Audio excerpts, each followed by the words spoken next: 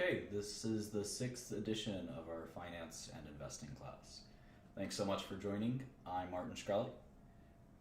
I've uploaded all the relevant files to the share drive. If you don't know where that is, there'll be a bunch of links in the description box and message box as we speak. So anyway, let's get to it. We've left off, maybe I'll do a quick review of kind of where we've been. I just updated this thing, let's see. So I talked a little bit about my life and sort of where I came from and kind of the decisions that I made in my personal kind of career. We talked about planning your career. We talked about teaching oneself, and I actually went to my library and went through a few books. There's an unending number of books on Warren Buffett, which I would encourage you to read, or read all of them if you could. Snowball is the recent biography. I would certainly try to read that. My brother got me this for Christmas. I don't know, it was last year. I think it was last year. It's just the essays of Warren Buffett.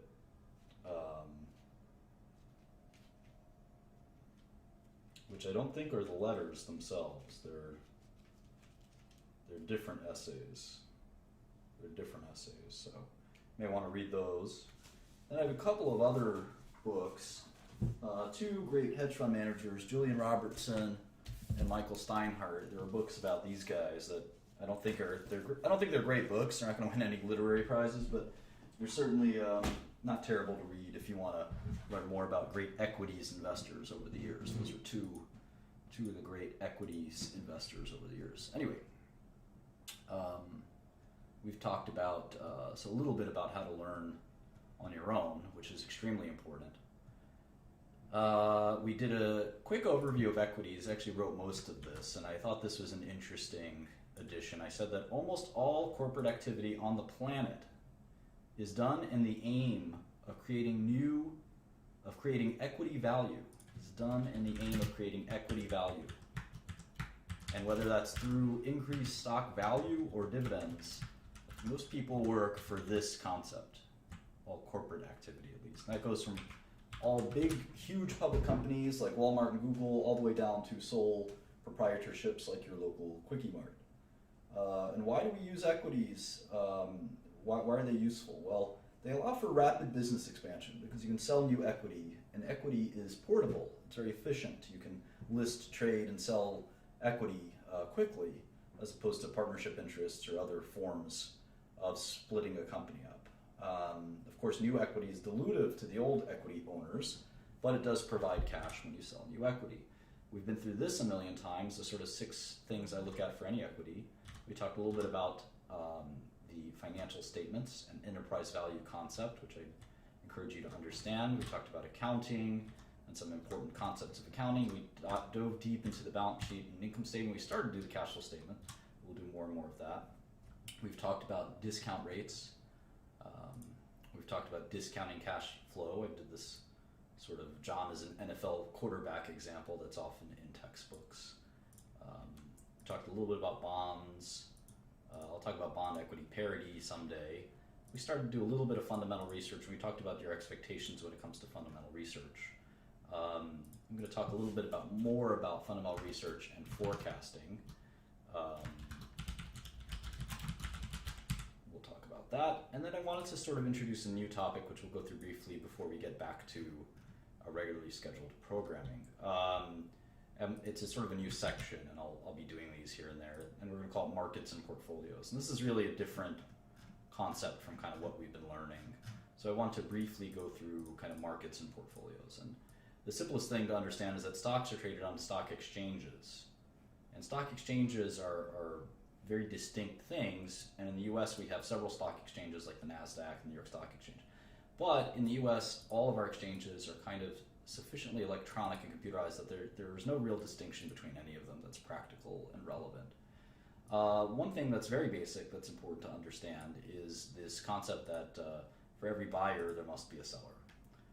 You can't just sell the stock into the market. There has to be a corresponding buyer. And a trade, that's called a trade when there's a seller and a buyer. A buyer who's bidding agrees with the seller on a price who is asking for a price. And so let's look at some of the trading basics. I copied and pasted this from Bloomberg, and you can see that if you look carefully here, you can see that there are all these bid prices. And the best bid is the guy who will buy the stock if someone wants to sell at the market price. The current bid is 200.55, and he's willing to buy 7,700 shares. That's what that 77 means. So he's willing to buy 7,700 shares at $200 a share. How much money is that? Let's see. 200.55. That's about $1.5 million. So there's somebody out there right now willing to buy $1.5 million of this stock called SPY.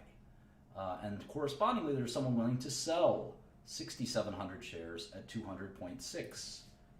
And this is even after the market's closed. That's about $1.5 million that they're willing to sell. And that's after the market's closed. So this is a very liquid security. This is maybe the most liquid security there is. We talked about beta last time. This is a correlation coefficient to the market. It's sort of like an R squared value, if you're familiar with that in math. So all these are important to know. In fact, you should know every single one of the little things listed on the sheet. And again, this has been uploaded to the share drive. Now let's talk about funds. Well, funds are things that fund managers create, and what they are is a collection of stocks, and we call that collection of stocks a portfolio. And fund managers create these portfolios or funds to outperform each other. That sounds a little bit, I guess, competitive, and it is. You know, the goal is to have the best fund possible. And these funds just basically try to get the best performance possible. They want to buy the stocks that go up the most in any given year. There's two more or less general approaches to investing. You can either be a passive investor or an index investor. We'll talk about what an index is in a second.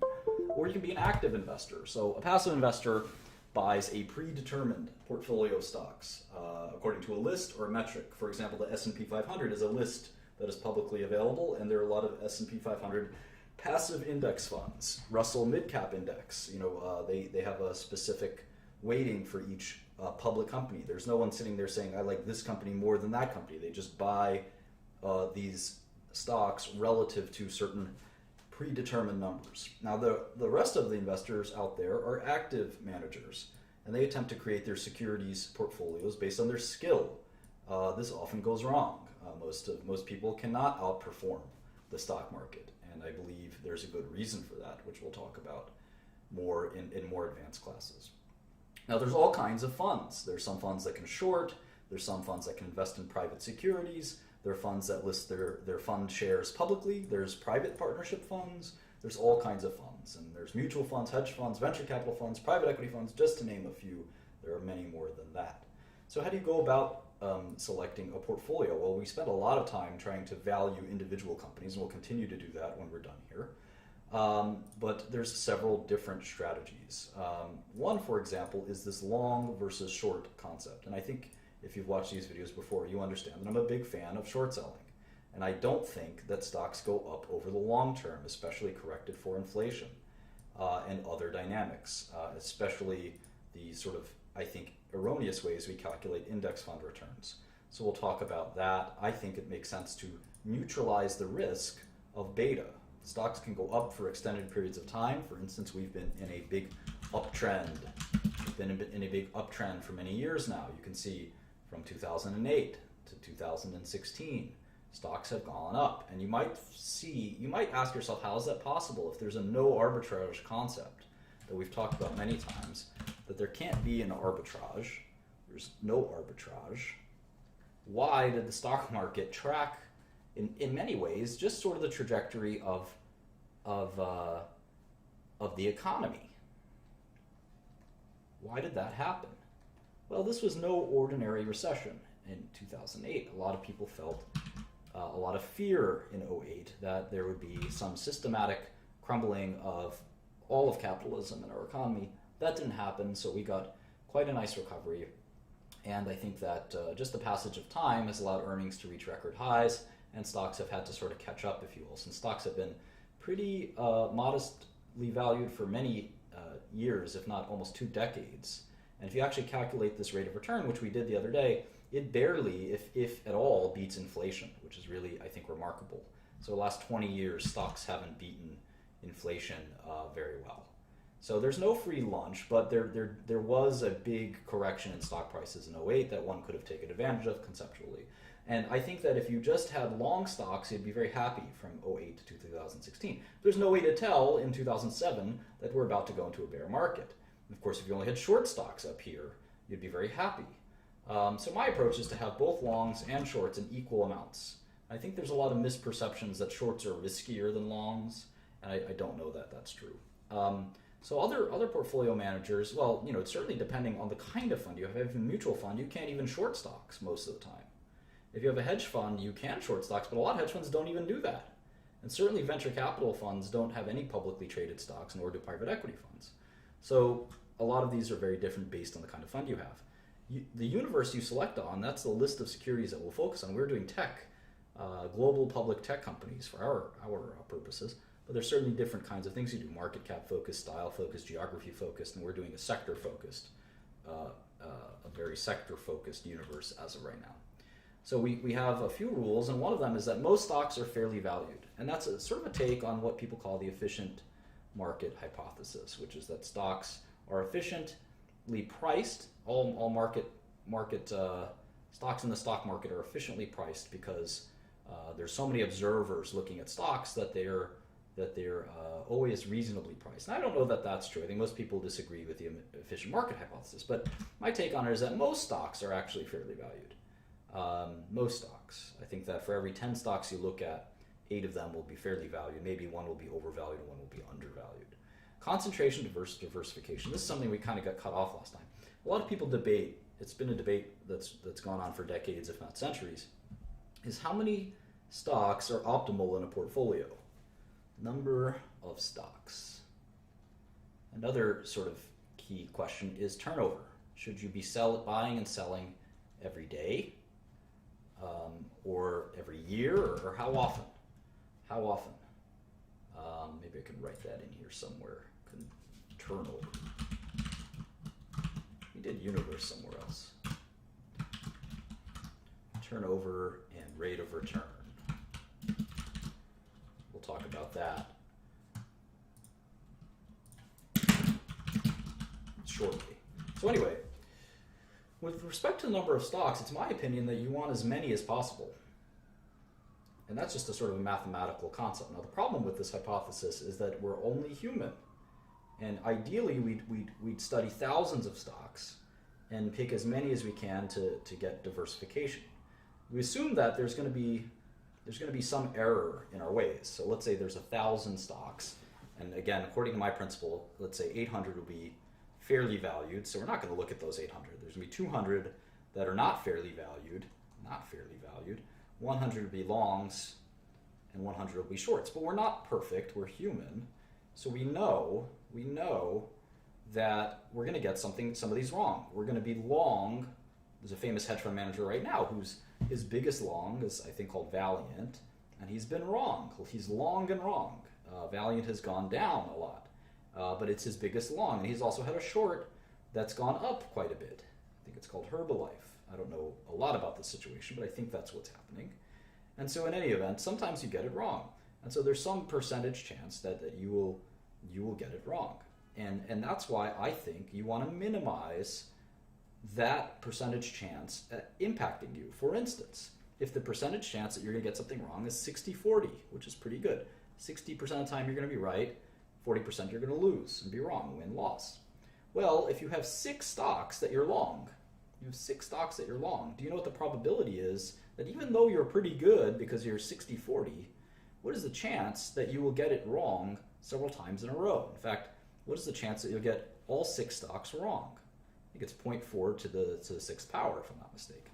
And that's not an impossibly small number. It's pretty small. It's less than 1% chance.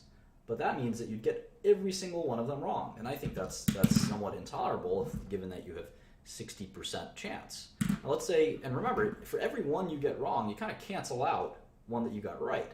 So all you need to do to mess up your portfolio is have 4 winners, or let's say, 3 winners and 3 losers, and you make no money. So at best, 4 winners and 2 losers is sort of is in fact quite possible. In fact, it's sort of almost likely. In fact, I think if you do the math right, there's a good chance. I'm not doing my statistics very well here, but there's a good chance. There's definitely a good chance that you're going to have a lot of things wrong. So you want to maximize the kind of spread by maximizing the number of stocks in your long portfolio. And I'll do the math someday. I sort of conjured this idea on the fly. So let me go back and do the math on that whole thing. So in any event, you definitely want to have as many stocks as possible. The problem is most people are, this is a technical term you may not be familiar with, lazy. Most people don't want to look at 1,000 stocks. Most people don't want to spend their weekends looking at stocks, their nights looking at stocks. Most people want to sit there and have a couple of stocks, and they don't want to research them day and night, and that's part of being a fund manager. There are many, in fact, most fund managers, I'd say, work very hard, but there are plenty that don't, and there are plenty that think they work hard, and they don't as well. So I think that there's kind of this complacency and laziness that permeates the industry, most industries. That's why the people that work the hardest seem to do the best. So anyway, having 100 great long ideas and 100 great short ideas is a lot of work, but it's not impossible if you have a decent-sized team. Now, having said that, there's some theory that when you concentrate your bets, you have a better chance of making more money, and I'm not sure that's true. In fact, some of the highest returning funds are not concentrated at all. A good example from history were two hedge funds called Renaissance. Renaissance is still in business. And the other one is called Steinhardt. And these funds were notoriously diversified, and they made a lot of money. They'd have literally 100 to 1,000 positions at any given time. Then there's concentrated funds that have done very well as well. Concentrated funds. And I don't know if I can give a few examples, but Buffett's early days, he was concentrated. He's no longer very concentrated. But Buffett's early portfolios were very concentrated. There's a mutual fund called Sequoia, which is very concentrated and has done very well. So there's plenty of people that have made money on both and lost money on both. You can be diversified and lose money as well. It's harder. It definitely is harder. And you can certainly be concentrated on one or two positions and get lucky and make money for a short period of time. So in any event, I believe in diversification with the understanding that there's a natural limitation to how much work one person or one team of people can do. So there's a lot of debates on that, and we'll talk about that more and more over time. One of the things that you have to understand about investing that many people don't is you don't have to invest if you don't have good investment ideas. And I think this is actually what's wrong with hedge funds and mutual funds and other types of funds, that no one forces you to make a bet, or at least they shouldn't. Some investors and investment managers feel like they're forced. They actually feel like they have to come up with great new stock ideas all the time. And sometimes there just aren't any. And you don't lose anything by not betting. And there's a lot of great investors like Buffett and like Seth Klarman and others who have done very well by just kind of waiting. So turnover, how fast should you change the stocks in your portfolio? This is a great question. I get this question a lot. People say, how often do you want to hold a stock for? And I say, for as little time as possible. Why is that? Well, it's the sort of opportunity cost of money concept. If I buy a stock for $10 and I think it's worth $20, they say, well, how long do you want to hold that stock for? And the answer is as little as possible. As fast as I can get a return, the better. If this is going to take 5 years, I can do the rate of return on that. Let's see, 5 years minus 10 plus 20. That's a 15% return. That's pretty good. If it's going to take 10 years, well, that's a 7% return. That's not that exciting. What if it took 1 year? Well, that's a 100% return, right? How about half a year? Half a year would be better. That's a 300% rate of return. Now note, I'm not making 300%. This is a 100% return. But if I'm making it in 6 months, and this is a 300% so-called IRR, internal rate of return. And that's an important concept that we're going to go to. Internal rate of return. And this is a really interesting concept. So let's say for long term, I think it's going to go from 10 to 20, and it's going to take 2 years. 2 years. Let me do this math again. Now let's say that's a 41% rate of return, which would be amongst the best fund managers of all time. I like my stocks when they perform that way. But let's say I bought the stock at 10 and it was $12. It was $12 2 weeks later. It was 52 weeks in a year, right? So that's 0.038 years later. 0.038 of a year later. 2 weeks later. Right? 2 weeks later. What's my rate of return? It's actually 12,000%. It's 12,000%. Now, there's never been a hedge fund that's made 12,000%. But the point is that I'd much rather buy and sell stock in 2 weeks and make 20%. Let's see, the IRR is 20%, is 12,000%. But the actual cash return, we'll call it, is only 20%. I'd much rather get this than that. Does anyone know why? The answer is not because the IRR is higher. What is it? What? But why exactly?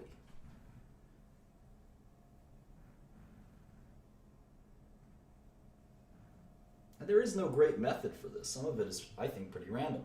It's hard to know if a stock's going to go up in 2 weeks or 2 years.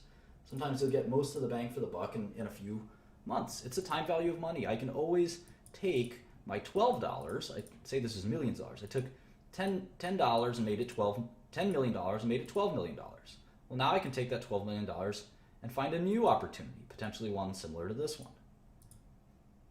And I'll be plenty happy with the rate of return I made. Now, I may say I don't have any other opportunities. I'm going to hold on to this one. There's a lot of ways to think about it. And there's no easy answer. But again, as time approaches 0, it's very hard to know that you're getting anything but randomness. You know, if someone told you that they could predict using fundamental analysis, the only kind of legitimate analysis without quantitative analysis, which we'll talk about some other time, if someone could tell you that they thought that from 2 o'clock to 3 o'clock that the stock market would go down, I'd tell you that they were crazy. But that would be really fast, right? That wouldn't even be 2 weeks. That would be like 1 hour. So if you could consistently do that, even if the return is 1%, you would make such a fortune. It'd be crazy. And there are some people who are okay at this. They don't get it right 100% of the time, but maybe they get it 55% of the time. I'm not that kind of person. In fact, I'm not sure I believe in that. So there's very much randomness from the hour to hour. Maybe if you don't believe that, how about every 15 minutes? Do you really think the market moves in a predictable way every 15 minutes? Maybe if you have Renaissance's supercomputer and you know that people are buying or selling at any given point, maybe, but I doubt it. But as time goes to infinity, you can really understand that companies like Coke, this is 20, 30 years, Coke stock has gone up quite a lot. As time stretches over long periods of time, maybe it is easier to understand whether a stock will go up or down. So anyway, those are a couple of thoughts, and I'll keep developing these for you as we go on. And maybe what we'll do is we'll create a portfolio for ourselves, and we'll do that from the tech industry. So let's pick a tech stock that we can look at. How about Microsoft? What's Microsoft's stock price? That's the first. There's 6 things that I look at, right? The first thing is the stock price. Well, it's $51. 51.03. All right, let's make a new file. Always do the same method. It's good to have some repeatability in your methods. 5103. Go to my favorite website, SEC's website. SEC. Here it is. I'm going to type in Microsoft's ticker, MSFT. There's the latest 10Qs right here. It's interesting. They have a off fiscal year. So the Q4 is not the December quarter for Microsoft. Very interesting. Well, anyway, here's their balance sheet. You can see immediately they have this mountain of cash. Let's see, investing class, Microsoft. All right.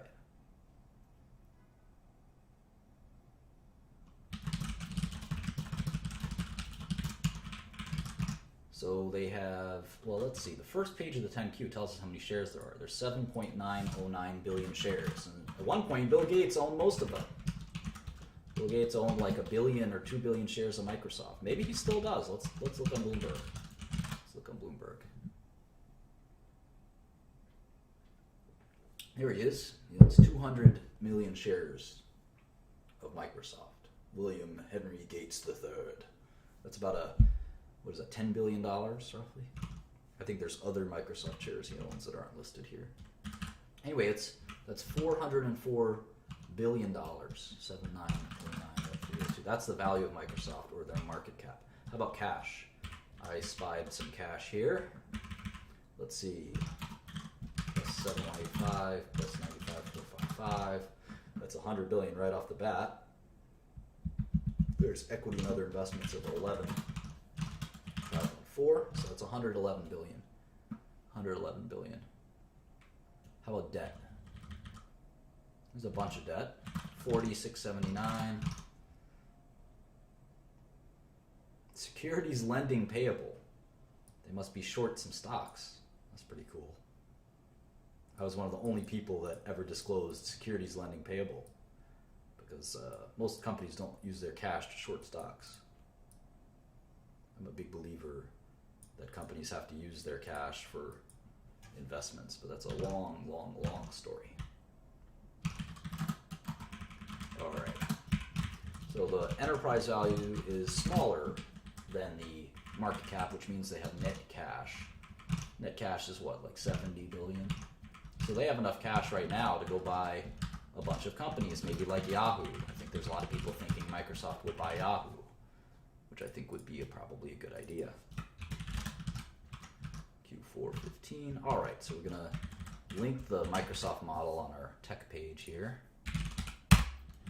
We're going to multiply this by 7909. Gives the market cap. And then we're going to put down the net cash.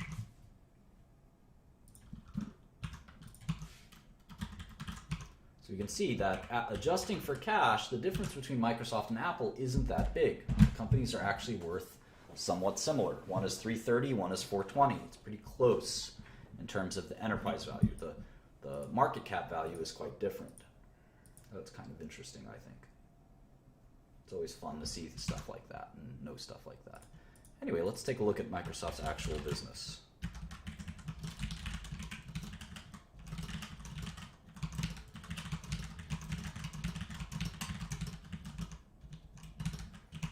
Set up our model like we usually do.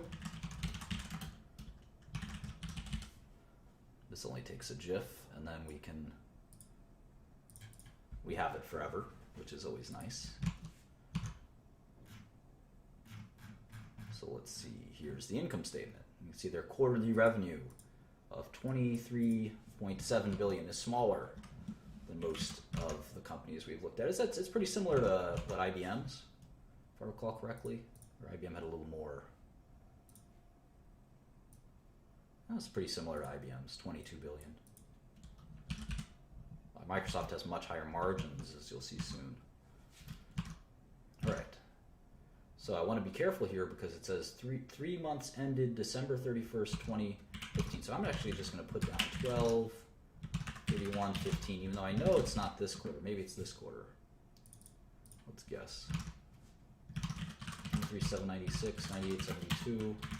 The gross margin, the gross profit. Let's see what the gross margin is. Is that about a little lower than I thought? It used to be very, very high, but I think because they sell Xbox and other Surface and stuff like that, their margins are lower than they've ever been. All right, what else? Research and development. Microsoft has always spent a fortune in research, and it's never really been productive. It doesn't make any sense to me. General administrative, sales and marketing, research and development. Microsoft spends so much money in research and development, they almost never have anything to show for it. Sales and marketing, of course, are the advertisements Microsoft makes and the sales force they have. And general administrative are things like their headquarters costs, legal costs, all kinds of things like that. CEO salary that goes into general and administrative. So you can see their operating margin is a little healthier than most companies. 25%. How about interest? Interest is usually interest in other income. Microsoft usually has positive interest income. It's interesting that they don't, no pun intended. Taxes. always like to look at the tax rate, see who's paying the most taxes. Microsoft is paying 15% taxes. How fair is that? You know, it'd be nice if I could pay 15% taxes. Or any of us, really, right? All right. You know, what's cool about finance is all of the lines are the same for every company, more or less. And the cool thing about Excel, oh, I know a lot of you have been asking for some like Excel shortcuts and stuff like that, so I'll teach you a little bit. One of the things that you have to keep in mind is that the Control key, the Shift key, the Alt key, those are your friends. When you combine them with other keystrokes, you can, for instance, Control left and right allow me to, it just forwards you to the next cell. That's important. Control up, down, same thing. And using the number pad on the right of your keyboards are useful. So I'll occasionally give you some hints like that, but it doesn't matter if you can do this in 5 minutes or 20 minutes, it doesn't make a difference. Understanding it is more important. Don't confuse rapidity with understanding. Two very different things. So interesting to see that Microsoft, for instance, interesting to see that Microsoft's revenue declined. Their revenue declined.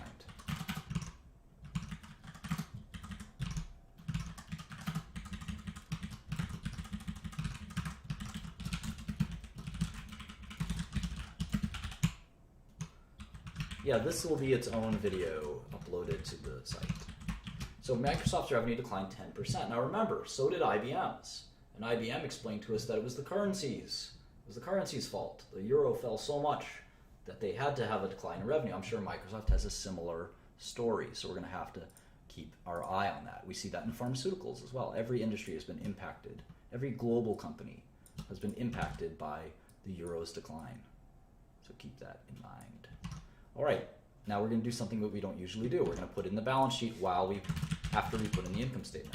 So we're just going to do cash, accounts receivable, all of our classic balance sheet items. So let's see, 102,640 in cash. Well, we're going to include investments. So it's going to be 11,514 million. All right, cool.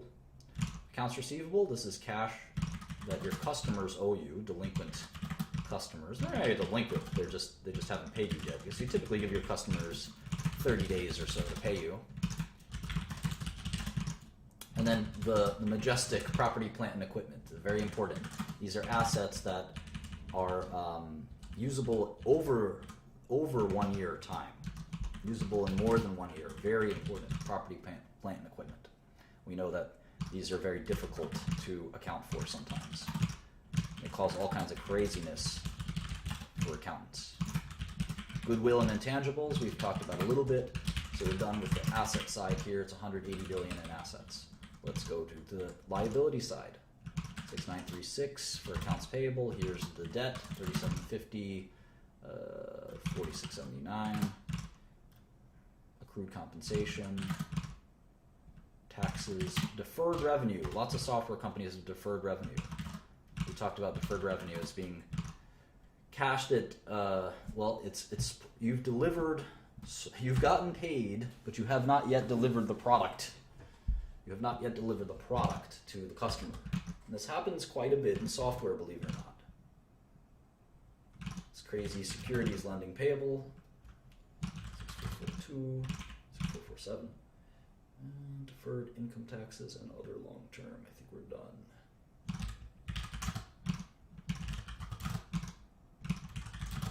Let's see if this equals $180 billion. Yes, it does.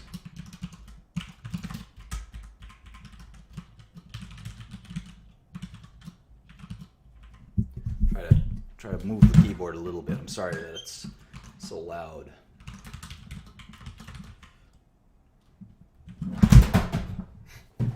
Maybe I put it on my lap, that might help.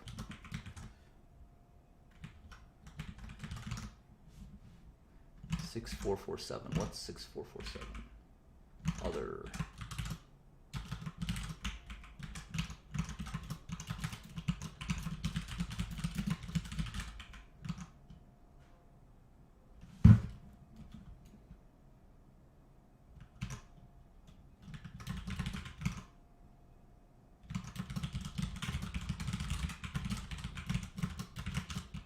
So net cash is going to be our definition of cash minus their definition and our definition of debt. So you have 69 billion in cash.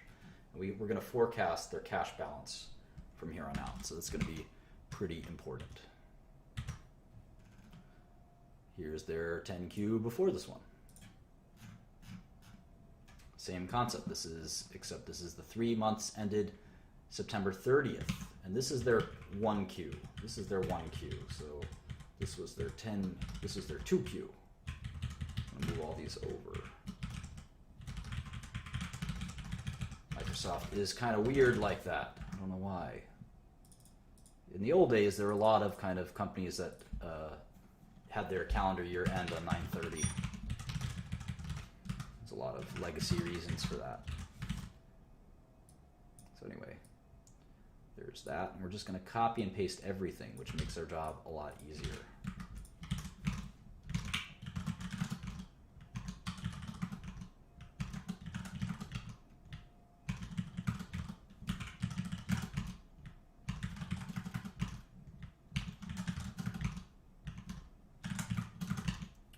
This is very easy to just plug in once you have all the formulas.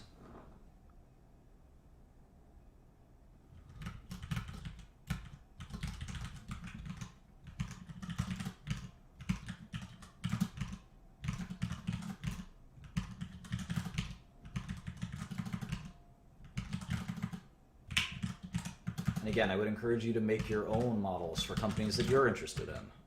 And you feel free to send them to me, and I'll tell you if you did something right or wrong, or if you have any questions. I'd be happy to look at them. I love looking at financial statements. It's my favorite thing.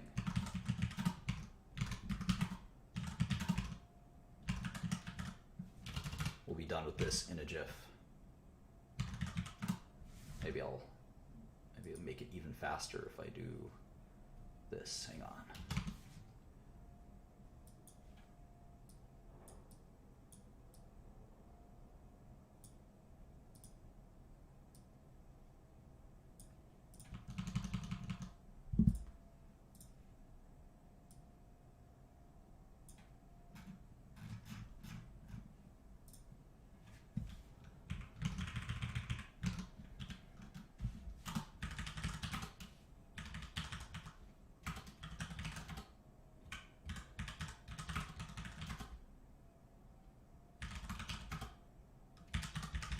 And like I said, you really get a feel for the business when you do it like this. You really get a great feel for the business that you wouldn't get if you just looked at a Bloomberg or Yahoo Finance, which would give you the shortcut. And you can't really use those shortcuts for other reasons, so we'll talk about that.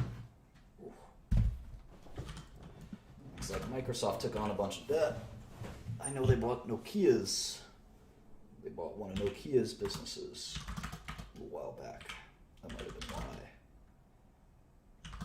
Maybe not. I don't know. We'll investigate that later.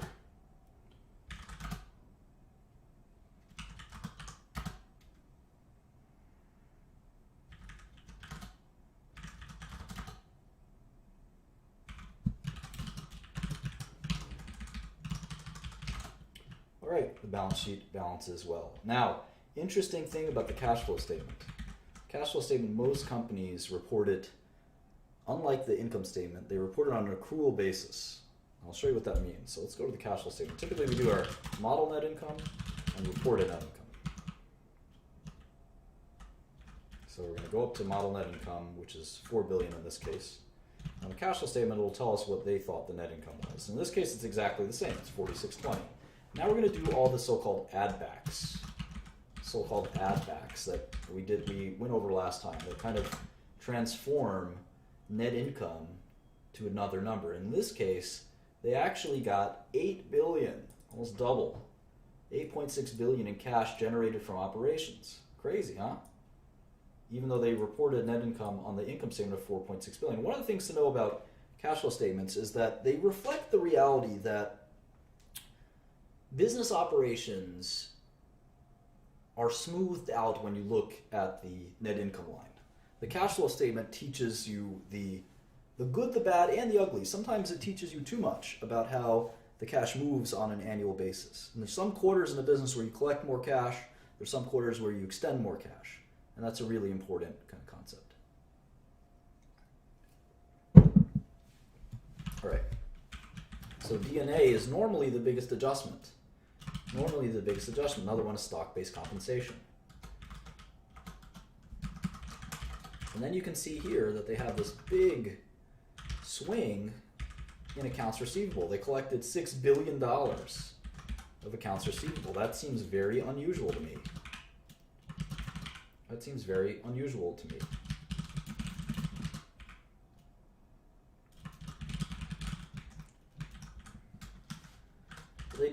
They did build inventory and other assets, so that partially neutralized it, but the total sum was a much larger cash flow from operations,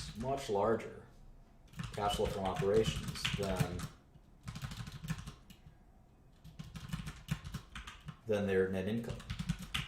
Now again, this I'm going to show you my method for sort of smoothing that out and understanding, without looking at the income statement, understanding kind of real cash changes to a business.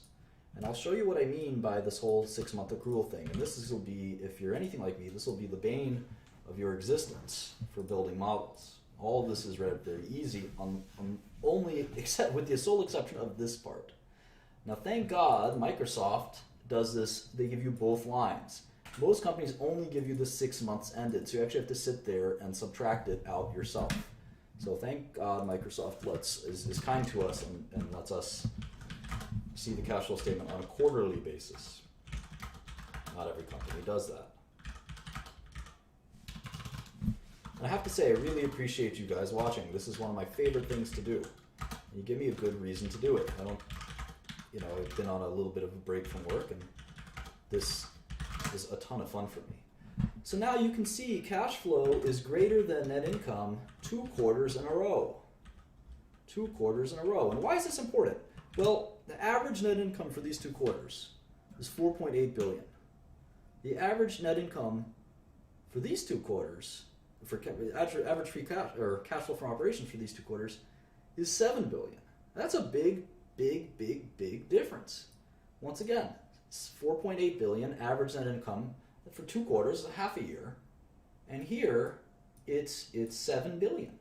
Well, if you told me you're going to make $28 billion in a year, $7 billion times 4, that's one number. If you told me it was $4.8 billion a year, that's a totally different number. And look at the valuation differences. The payback period, or the earnings multiple, is 12 times for one of them, and it's 17 times for another. I mean, if you told me I'd get my money back in 12 years versus 17 years, I definitely would rather get it back in 12 years. And that's what Microsoft provides for you if you believe this number instead of this number. And which one's the true number? Well, that's the point of finance, is we're trying to find a good forecast. And this is the past. The past and the future aren't necessarily the same. So we have more work to do. We have a lot more work to do. Let's keep doing it. Microsoft's actually got a very good investor relations website, by the way. So let's see, here's an 8K. Can't believe Microsoft tried to get into phones. It's pretty embarrassing. I think it was Steve Ballmer's fault. All right, here's the Q4, which their Q4 ends in, is the June quarter, so it ends in June, July, August, last day of August. Does that make sense? No. It ends in June, June 30th. So it's April, May, and June. That's their Q4. Pretty funky. All right, so let's do the math here. And you can see how easy it is when you have it side by side, and how easy it is.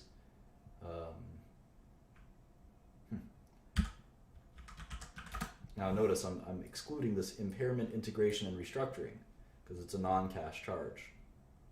And I don't think they're going to have that every quarter, so I don't really care if they had it that quarter. Now, if they have lots of charges all the time, that's a different story. Let's do last year. 23, 382, 76, 33.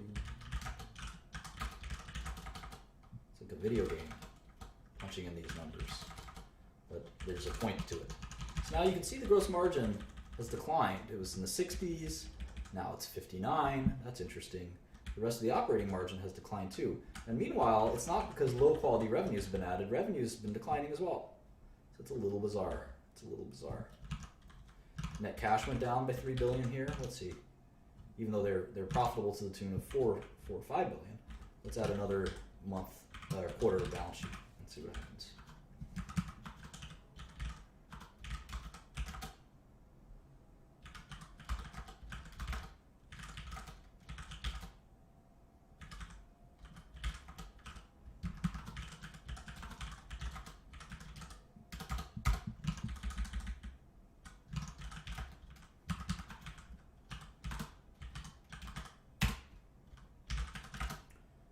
See, the debt has gone up by about $10 billion. So I wonder what they spent that money on. Maybe dividends and buybacks and things like this.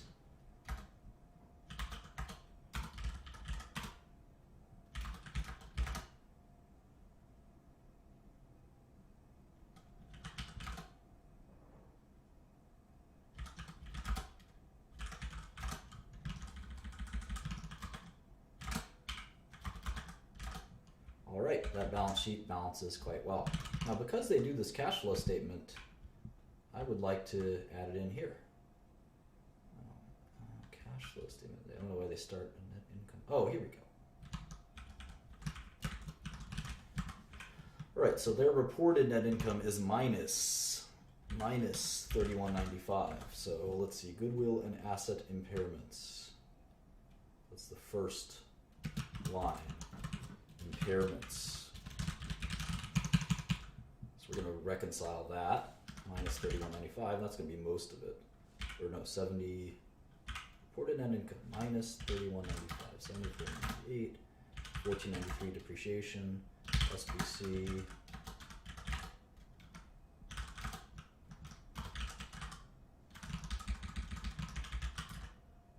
Okay, and you can see here they extended a lot of credit to their customers.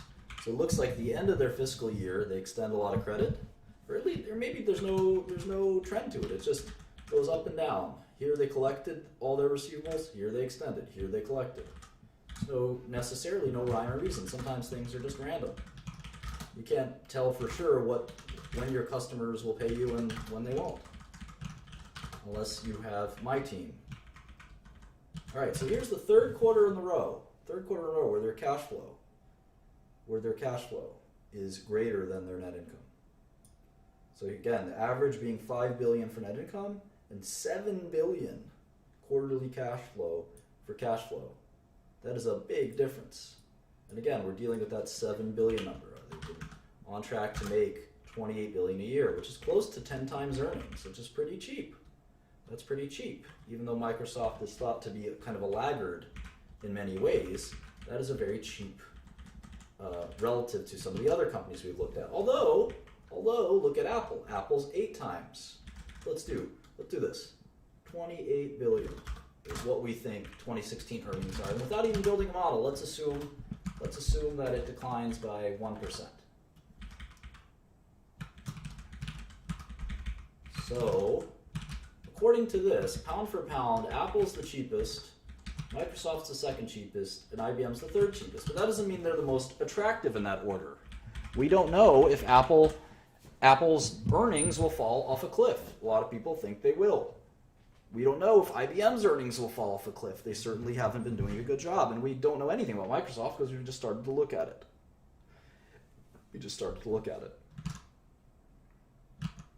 So let's keep doing that. We've got 3 quarters in our books. Let's do the last one.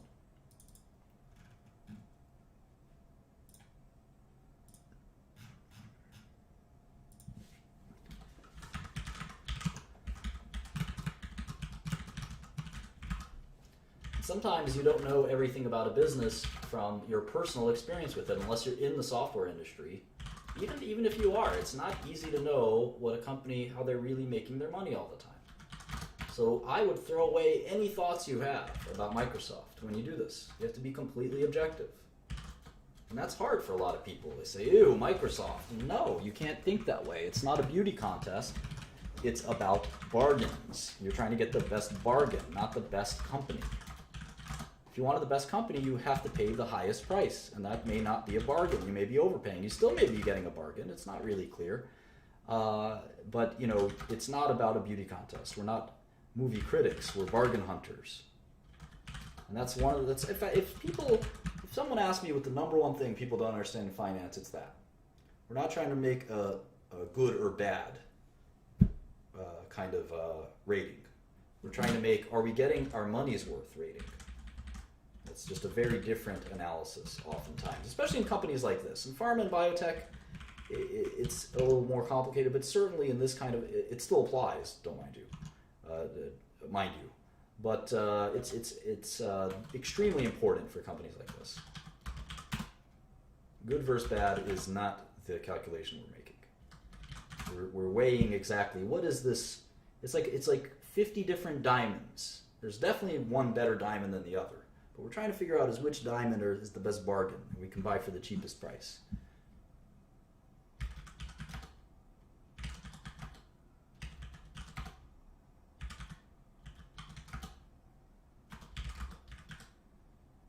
Of course, plugging and chugging, as we like to say, these numbers is a bit boring, but it's almost done.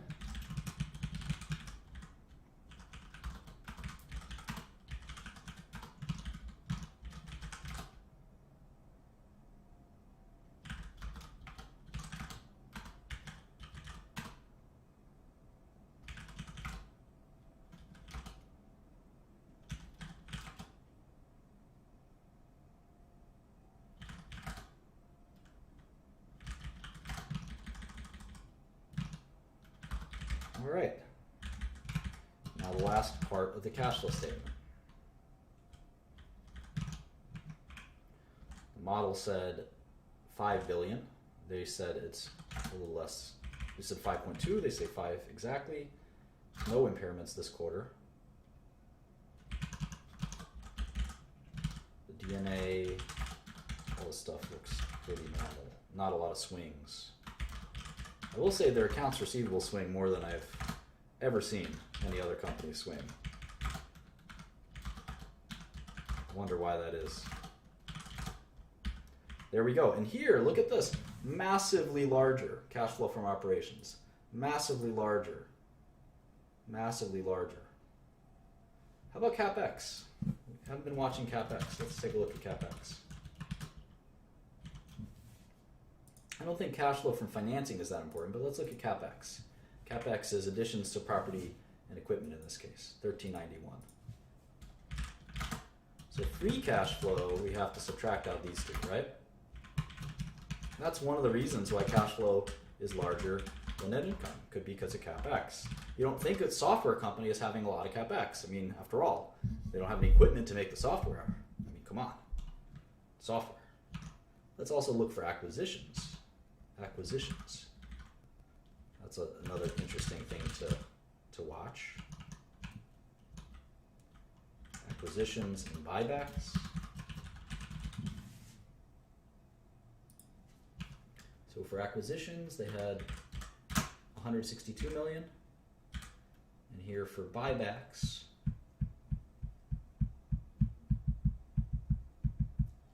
they had negative 536, another 5 million. You kind of trace where all their cash went. It's very important. Let's go back to the other cash flow statement just to see what their CapEx was. Well, we got their buybacks. Let's look at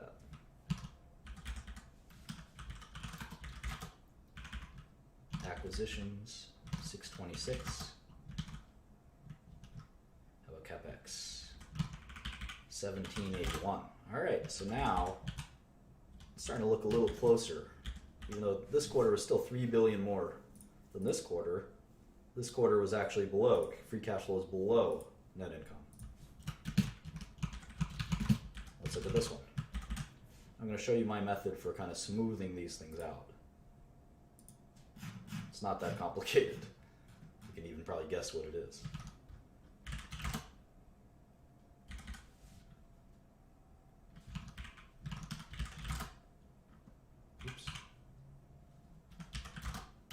Microsoft hasn't really been acquiring a lot of things. Where's buybacks? Common stock.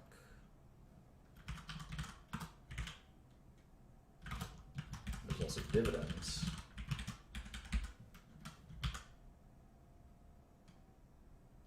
I'll make sure I didn't miss dividends some other quarter, but YOLO.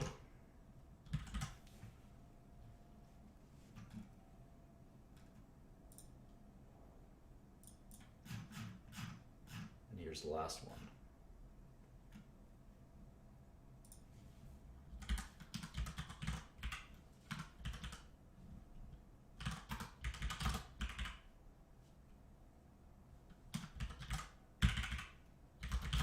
Okay. So here's the free cash flow. What I'd like to do is sum it on a trailing basis. That's my advanced method here. It's 12-month free cash flow. And if I do that with 12-month net income,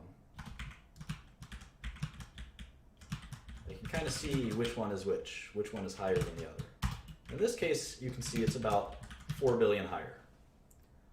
About 4 billion higher. So which one is the real number? Well, it's hard to tell. It's probably free cash flow. It's probably free cash flow. So let's assume in our forecasting that they're not going to make 28 billion. They're going to make 24 billion. So now Microsoft is, at least by an earnings ratio perspective, the most quote-unquote expensive company.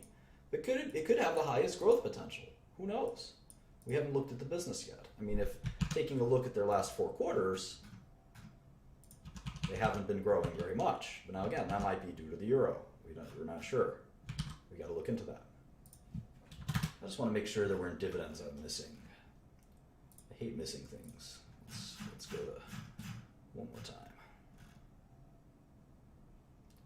Dividends. There we go. 24.96.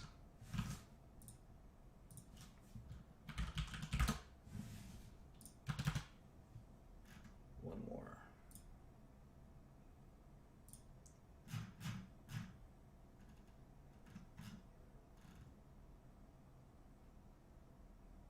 $25.32. Okay, so we can see that Microsoft's been kind of struggling with their revenue growth, but let's go to their website. MSFT used to be their website. I guess it's not anymore for their investor relations. But if we go here, it's always somewhere on the bottom. There it is, investor relations. Microsoft.com/investor. And it's right here. Material, Microsoft Cloud strength highlights the second quarter results. And here's their new CEO. Go here.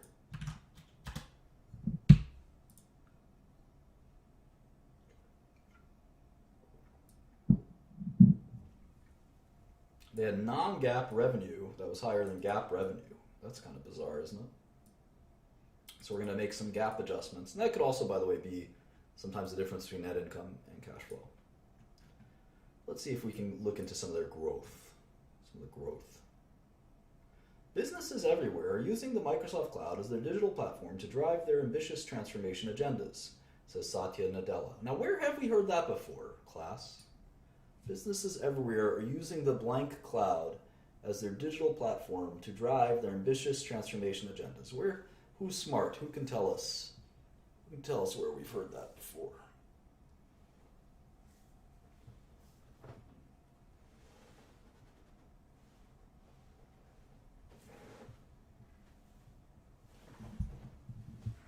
Yeah, IBM. Very good, Mr. Koopsta. I'm going to make you a moderator. Don't let me down. Don't let me down. Congratulations. Yeah, IBM said the same crap. IBM said the same crap last press release we read. Everyone's talking about how their cloud... Sorry, I have to get high. Everyone's talking about how their cloud business is growing. I'm just kidding. This is a saline solution. Sometimes my nose gets clogged.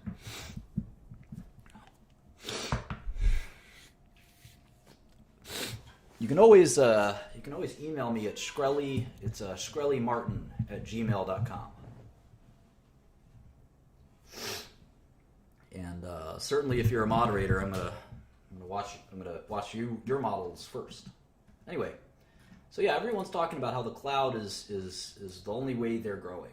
But the problem is, if you are not growing, and that number, last I checked, I don't need glasses, it's negative. So don't give me that BS. Businesses everywhere are using Microsoft Cloud as their digital platform to drive their ambitious transformation agendas. Man, if one of my executives said, look at this great thing that we're doing that drives business agendas. We went from 26 billion to 24 billion. Bruh, come on, bruh. How about an apology? All right. Now here's, of course, where they blame it. They blame it on the currency. So let's see what their revenue would have grown without the currency change. Here it is. Let's say it would have grown 3%. Percent change year over year, non-GAAP, constant currency. We have to make 2 or 3 different adjustments to it. As reported versus non-GAAP, and then we have to make a currency transformation. It's a lot of headaches, but you know what? I believe them. You don't always believe them. Local currency is year over year plus 3%. Now IBM, 3% growth isn't anything to write home about, but it's growth, at least. It's growth. Now IBM was giving us the same spiel, but even after adjusting for currencies, they shrank by 2%. And if we've learned anything, we know that even a couple percentage points changes value by a lot. Minus 3% of maturity makes IBM a lot less attractive than minus 1, for instance. So there's a lot of things little things like that make a difference.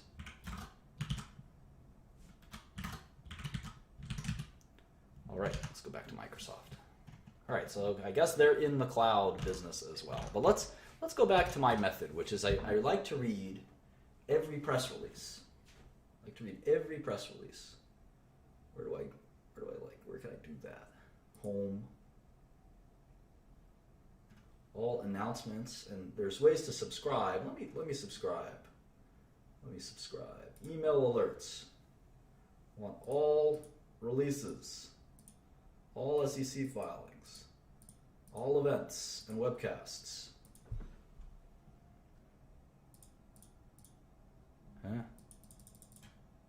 All right, here's the alerts if you want alerts.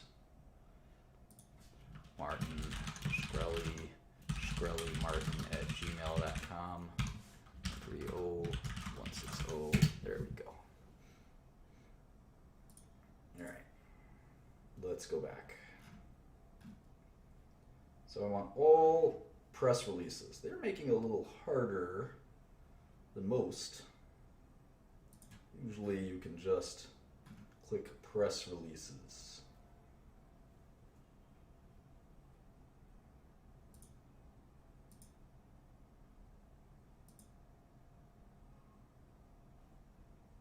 Pain in the neck. Well, let's read this release at the very least, from start to finish. Commercial cloud annualized revenue run rate exceeds 9.4 billion. Windows 10 active on over 200 million devices. So I'm going to write that down in this model. Windows 10 installed base. They're saying it's 200 million. Might as well track that. And you can always ask Microsoft to say, hey, where's your Windows installed base? And if they stop telling you, you know it's bad. It's a good trick. As a professional investor, at least.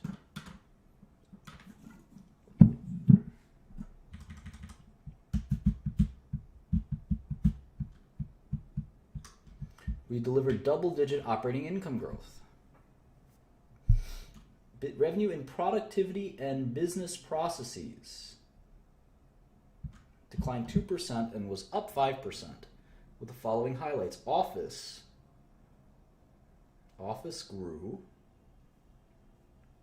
And Office 365 grew by 70%. Wow. Office 365 consumer subscribers grew to 20.6 million. Wow. This is called Office 365. It's one of their Microsoft Office. I think I'm using it as we speak. Let's see. So they have this productivity and business processes, business segment. We call that segment. And what's the percentage of revenue? What's the percentage of revenue? It was 6.7 billion out of 25 billion, 25.6 billion. So what is that? 6.7 divided by 25.6 is 27% of their business is Office. So what's in that business segment? As we can write, just contains Office. So 26% of Microsoft is Office. I bet you didn't know that. Bet you didn't know that because you're a noob. Noob, N-O-O-B. There we go. Right, Intelligent Cloud. That's their next business segment. Intelligent Cloud. And that is 6.3 billion. 6.3 billion. That was up 11%. 6.3 over 25.6. That's another 24%. I don't know anything about their intelligent cloud business. Oh, there it is. Azure. I've heard of Azure. I don't know a lot about it. Azure. They must be doing very well with Azure. I mean, it used to be, by the way, that Office was about half of Microsoft. Now it's down to a quarter. That's good. That's good. So we'll learn all about Azure. I'm curious what that is. We're going to have to learn a lot about it. I'm not a technologist, but I'm willing to learn. Server products and cloud services, Azure. Server products, cloud services. All right. More personal computing. Not even personal computing. More personal computing. It's kind of a silly name, isn't it? And this was 12.7 billion. So this is still their biggest business. And this is, that's 50% of their business. So you can think of Microsoft in three parts. Personal computing, which is Windows, right? Windows. And that's the only business that's declining. Not a surprise, right? Growth, minus 2%. Intelligent Cloud, up 11%. Productivity, up 5%. So personal computing is kind of the legacy, we like to say legacy business. And that has Windows, probably Xbox. And Xbox monthly is at 48 million people. Holy moly. Xbox Live, right?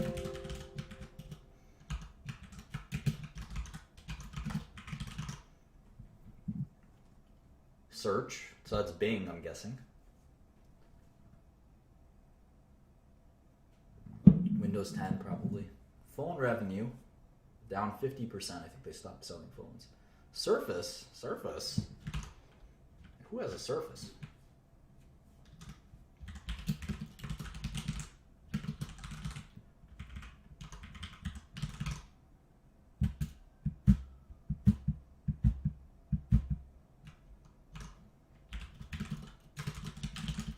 All right, so those are Microsoft's kind of core products. And we might as well write their competition down, just so we kind of know. This is always a great thing to keep track of, but why not? So I don't know who competes with Azure. What is Azure? Let's see. Azure.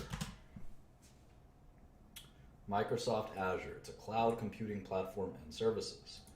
Open, flexible, enterprise-grade cloud computing platform. Move faster, do more, and save money with IaaS and PaaS. I wonder what that is. All right, let's just look at the Wikipedia. PaaS, Platform as a Service. IaaS, Infrastructure as a Service. So this is probably a lot like AWS.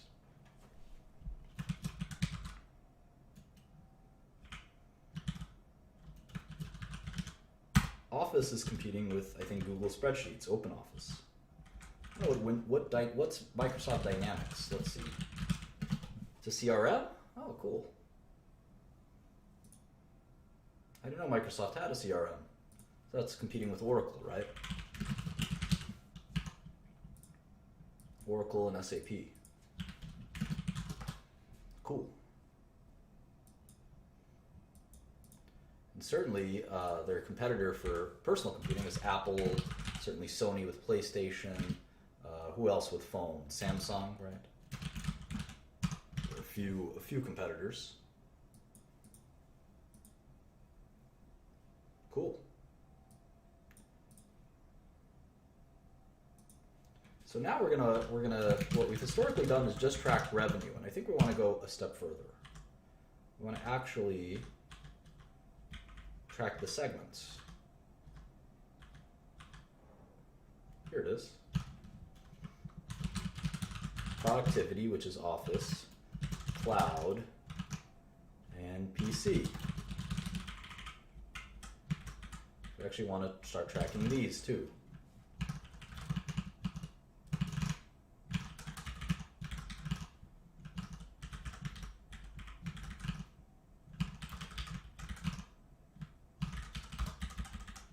Problem is PC revenue is probably going to decline forever.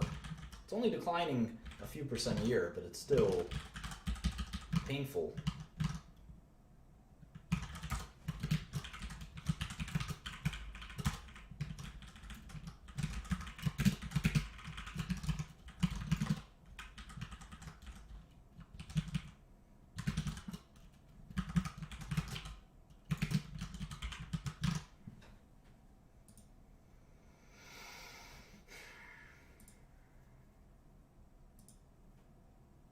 So we can kind of forecast based on each segment.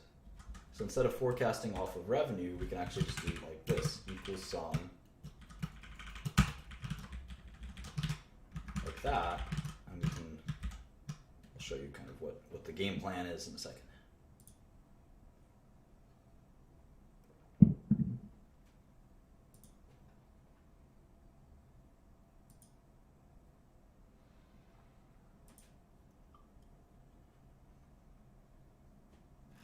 Kind of cool how they give these out, but I still want to read the press releases. Here we go. Here's the Q1.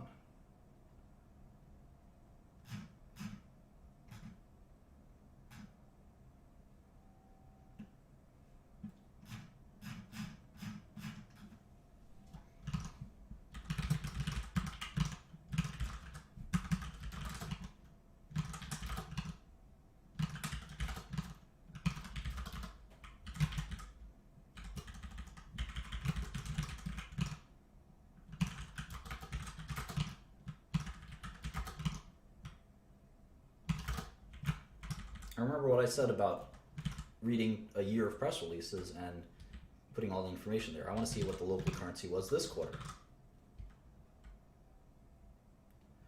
And it's always interesting to see the quotes. We are making strong progress, of course, across each of our three ambitions by delivering innovation, people, and love. What? First of all, there's some typos here. Innovation, people, and love? Are you serious? Is this the same Microsoft? Is this the same Microsoft?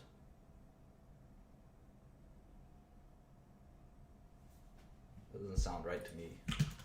Oh, innovation people love, like the innovation that people love. By delivering innovation that people love. I get it.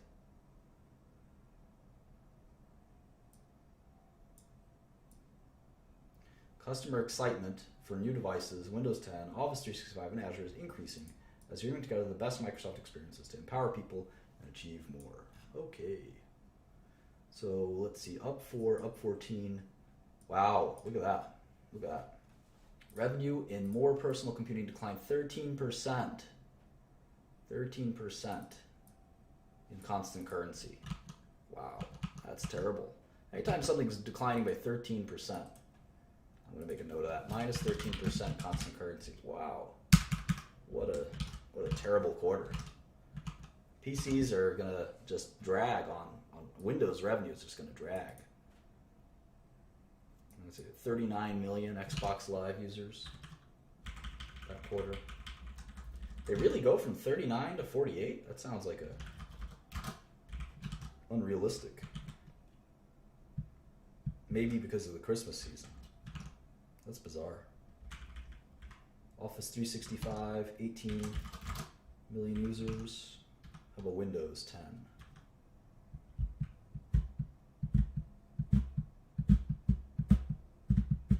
Maybe they don't give that out nearly as much.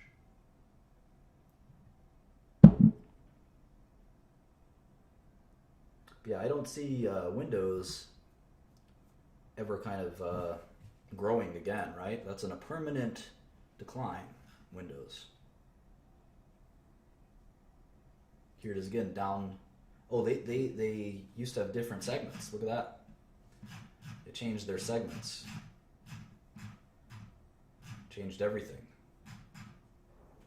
Phone hardware revenue. Look at this. Segment information, devices and consumer.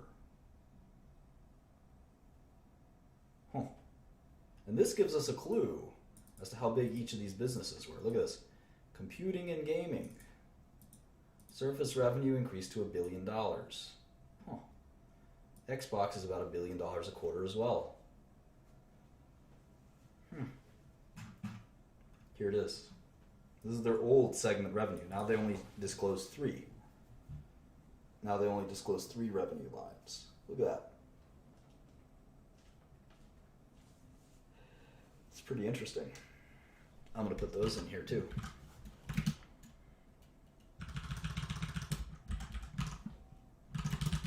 Devices and consumer licensing. These are pretty nondescript. I wonder what these are. You can see the huge decline. 34% decline.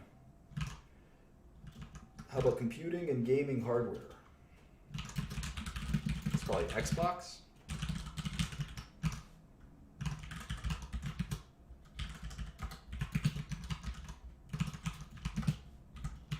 I'm sure the Surface is fine. Phone hardware. That's easy. They kind of decided to get out of phones, I think. They tried their best. Didn't make sense. Devices and consumer other. That's probably the Surface, I think. It's kind of hard to tell. This must be Windows, commercial licensing.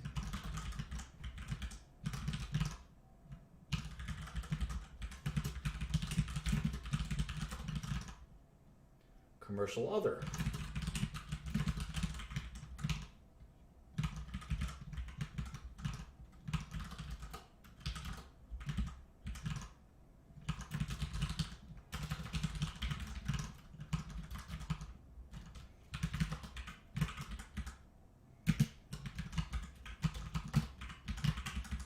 Just making sure they check out.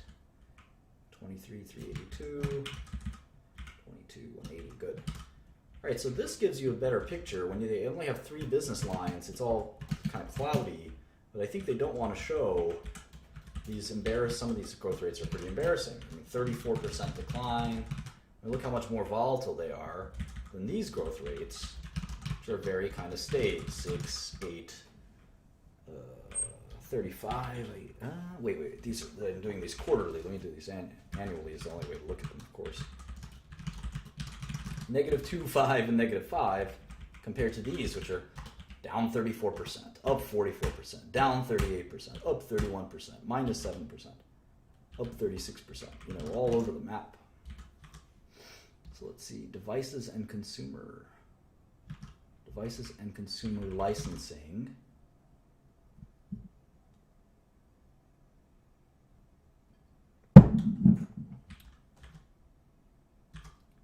Commercial licensing is Office.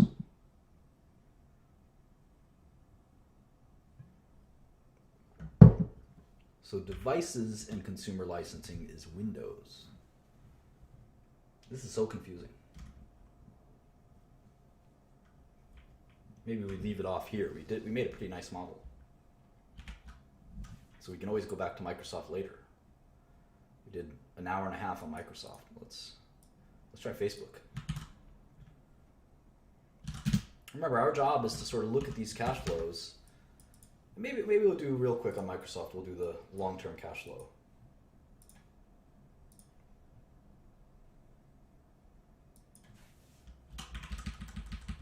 So let's see, margins,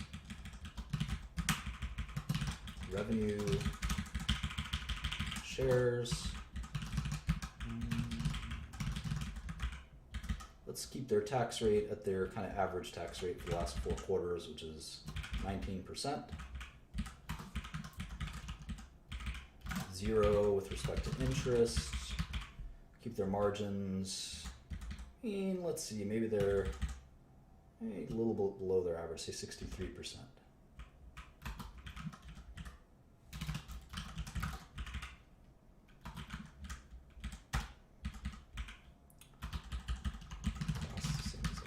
Okay. So now how about forecasting revenue?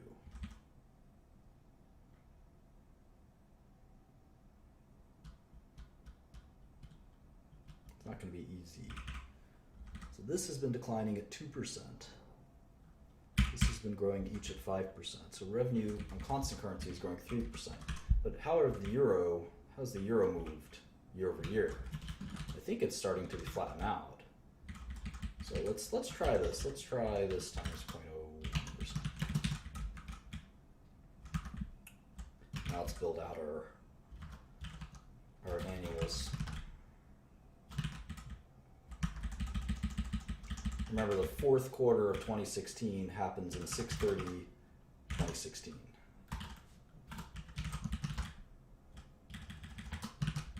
Just keep that in mind. And these are necessarily kind of not too useful in terms of I wouldn't say they're not that helpful in terms of forecasting, but that's okay.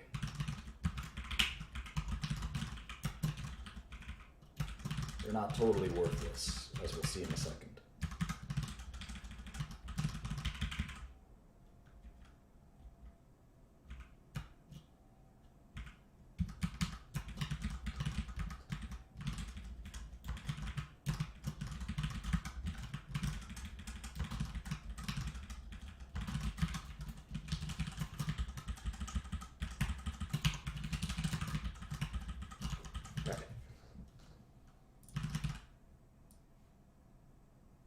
Let's pick a revenue growth rate for Microsoft. I mean, they seem more dynamic than other companies. I mean, Azure came out of nowhere to save the day, right?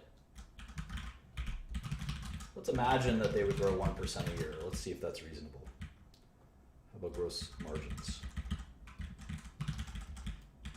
This is my method. It's kind of the most introspective method that I've seen in terms of trying to see what the market's thinking as well as what you're thinking.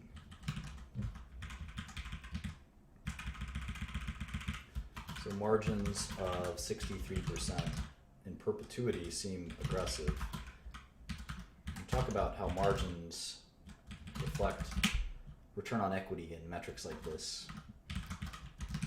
Someday that's going to be a good lesson. There's some theories that companies shouldn't have excess margins. All right, let's look at net cash as well. So Microsoft's cash profile will look something like this. We know we like to forecast cash and interest income based on yield. We call that, what, ROIC? Let's put in a placeholder of 1%. The company should be able to generate 1% cash, right? 1% returns. That's not too much to ask.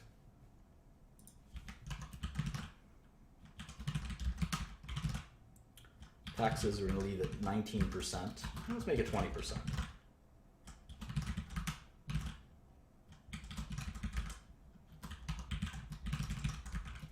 Okay. All right, so we've got a rudimentary forecast for Microsoft. How about discount rate? I like the fact that they're so diversified. I mean, even they're more diversified than IBM. I mean, IBM is just a big fat consulting company. Microsoft has so many different products. I didn't know that. How about maturity? Let's assume they decline in maturity. I never like to assume companies grow in perpetuity. That seems like mistake to me.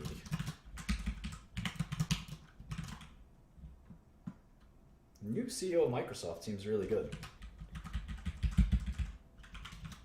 I'm going to be racist and just call him the Indian guy. Probably is not a good way to think of him, but all right.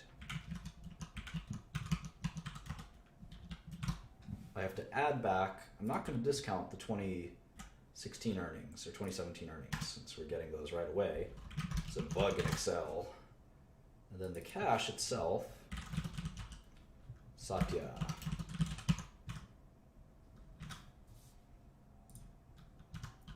Right, so the cash itself, we get a value of 600 billion, which you know is a lot higher than the current stock price. So to me, of the three companies we've looked at thus far, I like Microsoft the most. I see, well, let's see, $78 a share.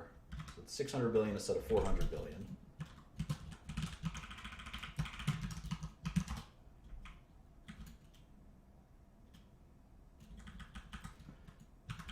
So $78 instead of $51, that's a pretty good, it's 50% above where it's trading at. So both Microsoft and IBM seem like pretty good opportunities, even with pretty conservative estimates. But they're also in some ways somewhat fairly valued.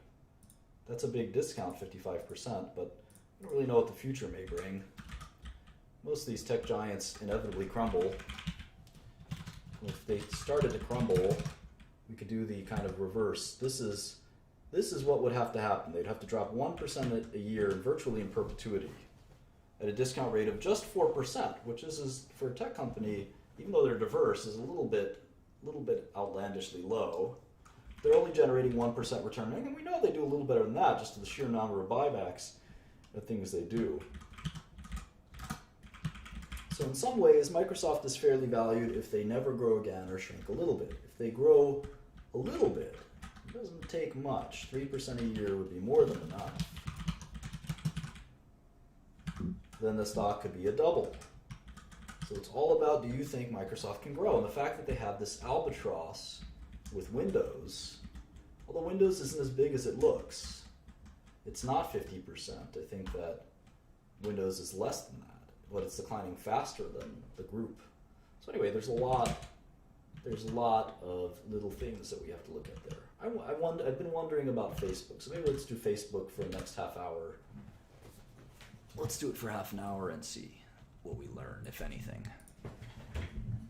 Not much to learn in half an hour, but maybe we get some basics.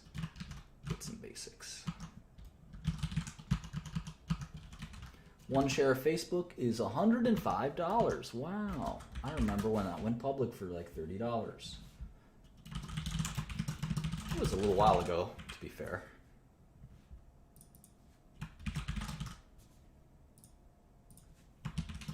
Facebook's ticker is just FB. That's like my ticker would be FU. All right. Enough of that. 2.2 billion shares of Class A stock and 551 million shares of Class B stock.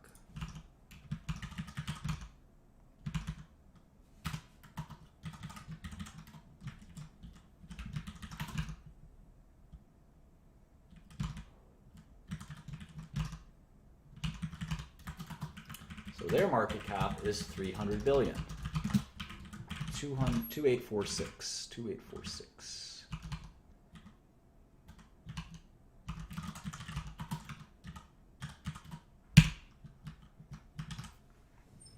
And you'll see something very interesting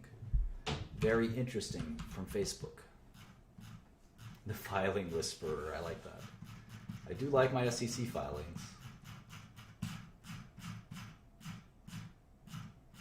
Looks like Facebook doesn't break out. All their whole annual statement is in one Form 10-K. I like that. Look how little cash Facebook has compared to these other guys. Like they're a startup. They don't have any debt. That's the first time we've seen something like this. No debt. Pretty interesting, huh?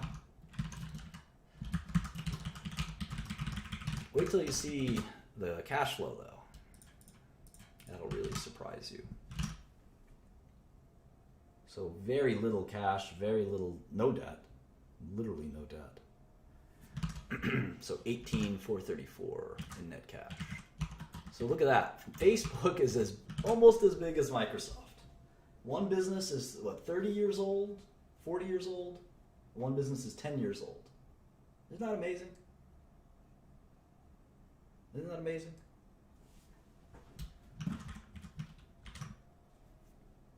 Literally breathtaking.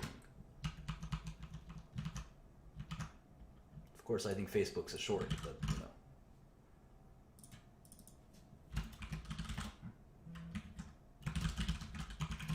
Well, it's up to them as to whether they want debt or not. I mean, Microsoft could have no debt too, but Facebook isn't a creative financial company. They just kind of focus on growth. Once you're an old company, you tend to take debt on because you have a reliable business. Facebook's not quite there yet. All right, let's just look at the Q. Facebook Inc. All right, you can see their revenue is a lot lower than what we're used to. I mean, Microsoft's revenue last quarter was $23 billion, right? Let's just go back, get that right. About $23 billion, right? $24 billion. Look what Facebook's revenue last quarter was. Is this a joke? $4.5 billion? How could they be worth the same amount? Does anyone know? Who's the smart aleck that knows?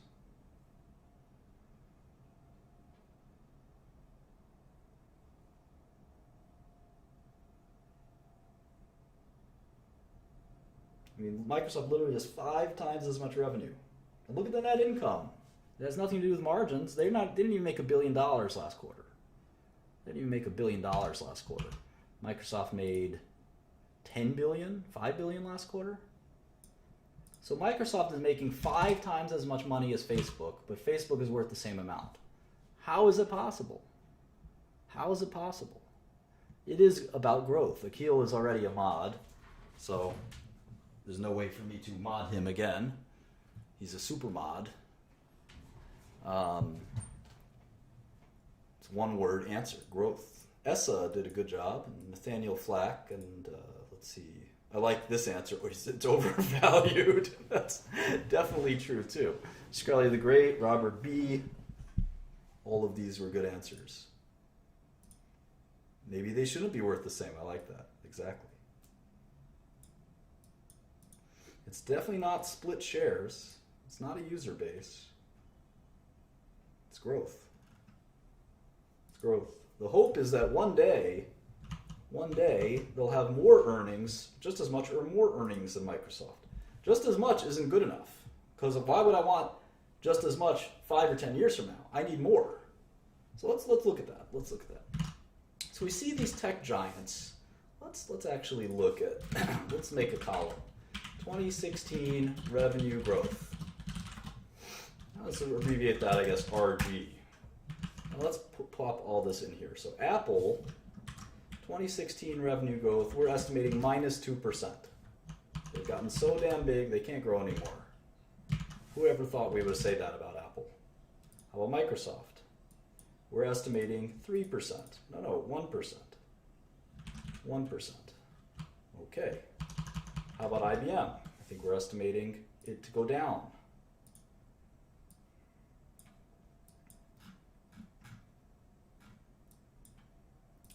-2, or nope, -1. Okay, so Facebook last quarter grew revenue by 30%, something like that, quite a bit.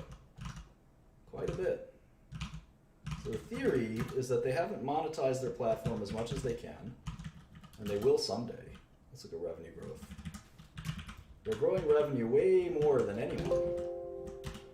40% revenue growth. Yeah, the models are all saved on the share drive.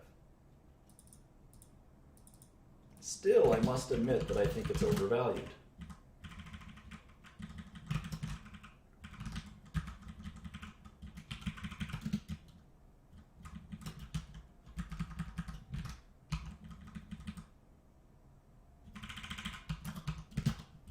let's look at COGS, gross profit, gross margin.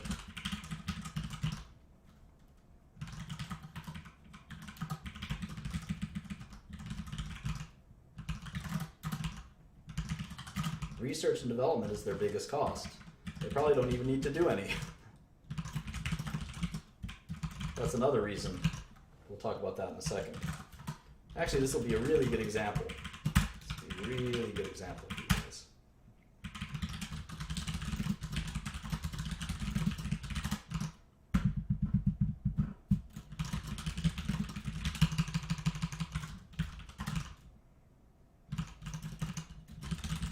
They also pay too much in taxes. Look at that. They pay. It looks like they actually pay normal taxes. They don't do any tax dodging. That's insane. What's wrong with them?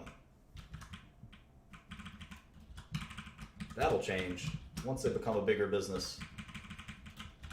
Look at that. Who pays 37% taxes? Get out of here with that.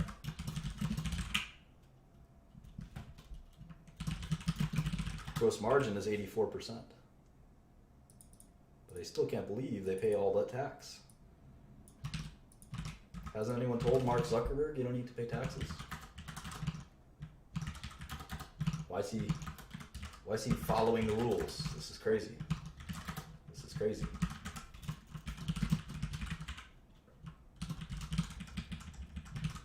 %37 tax rate. Get out of here. 40% tax rate. Oh my God. All right. So let me show you why this is interesting. I'm gonna do something cool. This will be a great way to end the lesson. First, I'm going to add a couple more quarters. So I can't do it without a little more data. I'm going to focus almost exclusively on the income statement.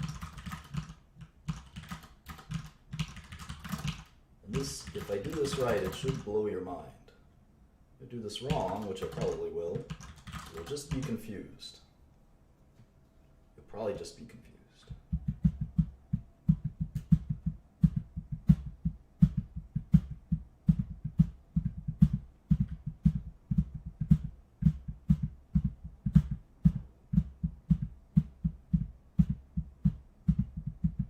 Interesting though, a wrench thrown into my plans here.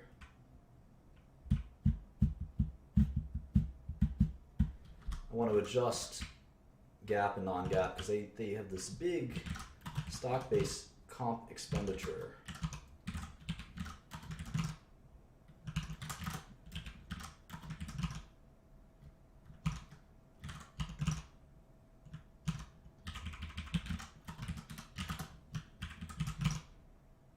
Are a lot more than it looks. It's a little frustrating.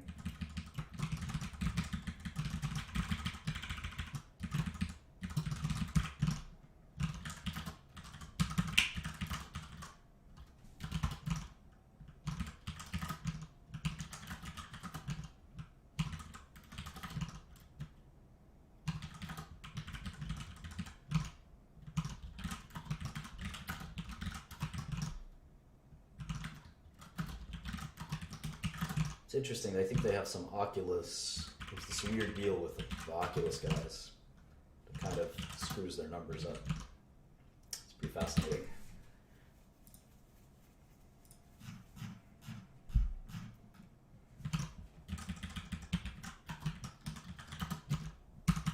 So Facebook maybe is making $1.5 billion a quarter.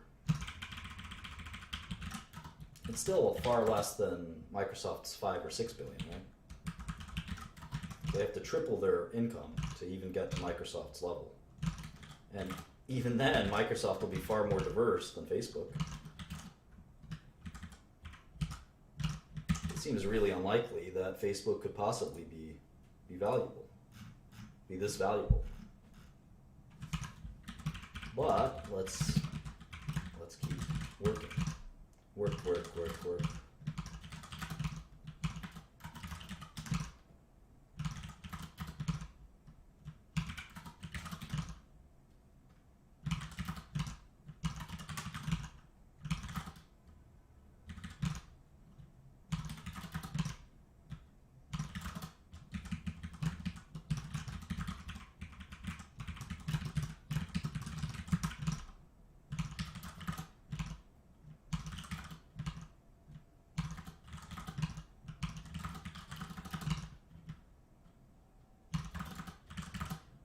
So you can see the crazy revenue growth, right? 40%, 40%, 40%.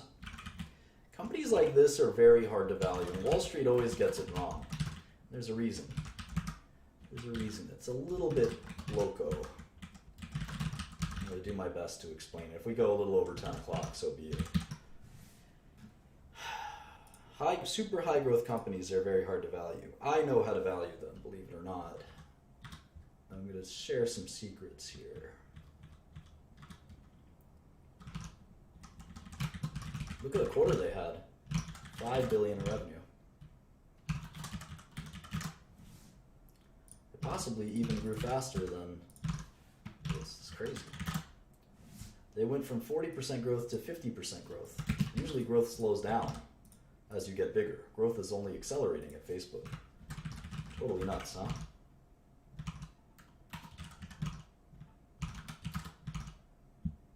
Oh, look at that. Their R&D. Oh, no, it's still there. It's still there. 18.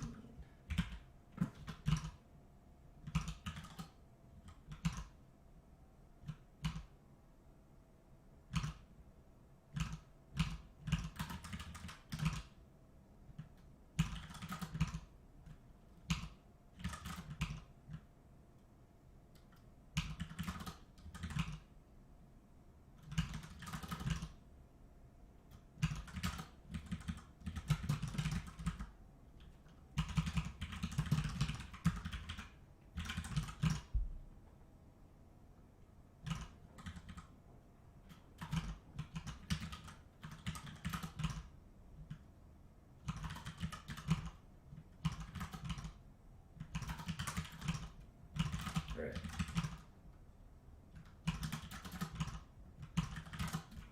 Okay, so now they're up to 2.3 billion in net income. So now they're only about half of Microsoft.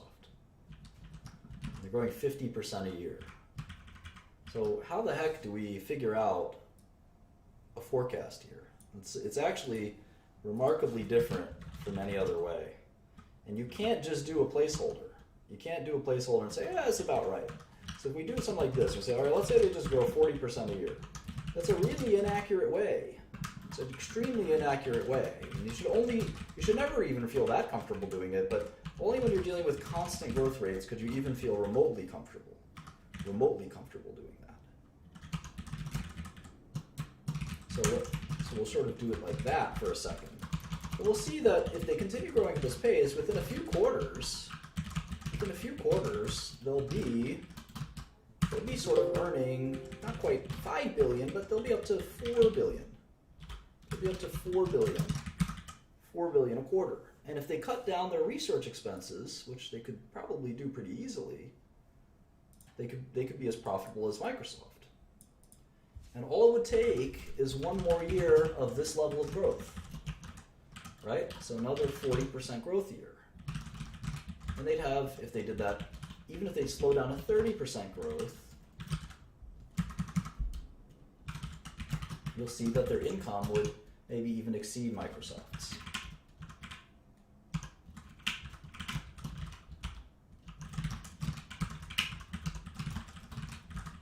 But that's not how you value or watch growth companies like this. I'll show you how I would do it. It's quite different.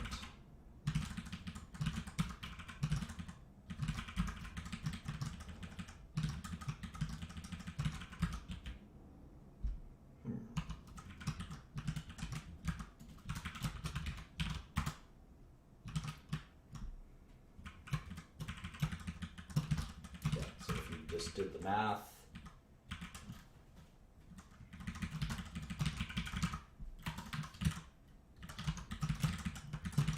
Yeah, they could have 23 billion in earnings in 2019, which is just as much as Microsoft. But that's also assuming they grow like a weed. And they seem to be growing like a weed. It doesn't seem like that'll stop. They have WhatsApp, they've got Oculus, they've got Facebook. And we're also assuming that they slow down too. And they could monetize their platform a lot more easily than maybe is suggested. So how the heck do we forecast revenue for a situation like this? It's very, very difficult. I actually think this is probably one of the least done and best, I wouldn't say best kept secrets on Wall Street, but it's at least my method isn't it's not well taught. So let me do that in a second. I have to use the restroom, so this might be an abridged version. But in essence, we have to sort of think about monetization of user bases. So what we want to know is, what is Facebook's user base and how much money are they making per user? And I don't think that's that hard to figure out. So what we'll do is we'll go to Facebook. Well, I won't go to my Facebook. Let's go to Facebook Investor Relations. Facebook Investor Relations. That's investor.facebook.com. Here it is.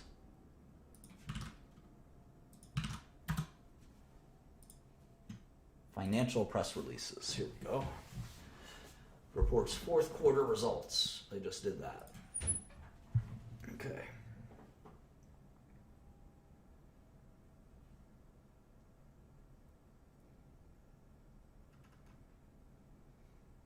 You can see all of their revenue is from advertising. 5.6 billion, virtually every dime. Here it is. Daily active users. Daily active users, 1.04 billion. And you can see the growth of that was only 17%. Daily active users.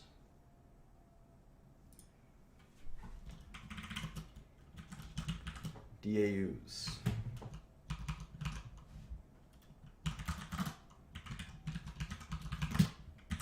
So if you take revenue divided by daily active users, they're making $5 per quarter on their daily active users.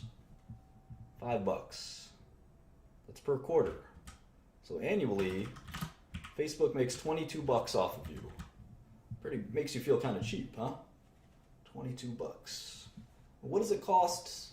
What does it cost to have cable? What does it cost to have cable? Well, it's more than 20 bucks a year. It's probably what, $1,000 a year? More? And you probably would rather give up Facebook than cable, or cable than Facebook, I should say. They're pretty close. Think about the value you receive in life. Value you receive in life from the things you like. Facebook makes you pay, they're basically asking you to pay $22.60. Cable, cell phone. In fact, a lot of people, the only reason we have cell phones is to go on Facebook, right? So if you think about this, Facebook is quite a good value. You don't pay for it. You pay for it by watching some ads, right?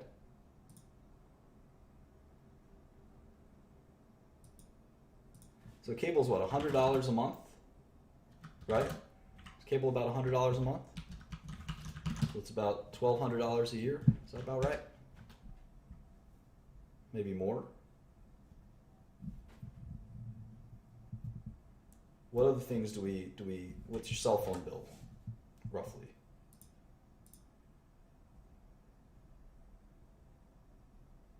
It's $5 per quarter. Cable's $30 a month for some of you guys. Your cell phone's $50.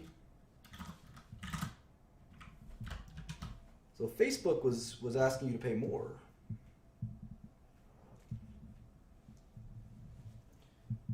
And they just charged you through ads. I think they could probably get that pricing through. And we'll talk about this in a second. What's interesting is you can see that the growth in their users is less than their revenue growth. The revenue growth is 52%. The user growth is 17%. What does that mean?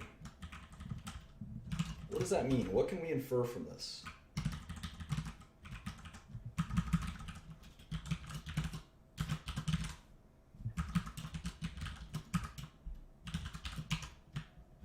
Average revenue per user. What does it mean? Yeah, they're charging more per user. Exactly. You can see the ARPU grew.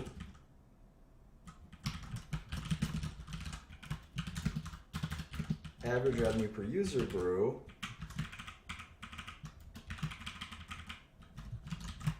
30%. So the 52% of revenue, most of it was actually coming from price increases in many ways. They're selling more ads per user, showing more ads, charging more for ads, whatever it might be. Pricing power is very important in business. I'm probably the one person that can talk to you about that more than anyone. You always want to charge more to your customers if you can, all else being equal. And there's probably some limit on ARPU. There's no limit on users. Well, they have 1 billion of them at least. So they need to get more and more. They need to get better and better at getting more and more money out of users. Exactly. And we should always think about how much are we really willing to pay to Facebook? What's Netflix? What's Netflix per month? How much is it per month? $10 per month? Is that about right? $10 a month, Netflix?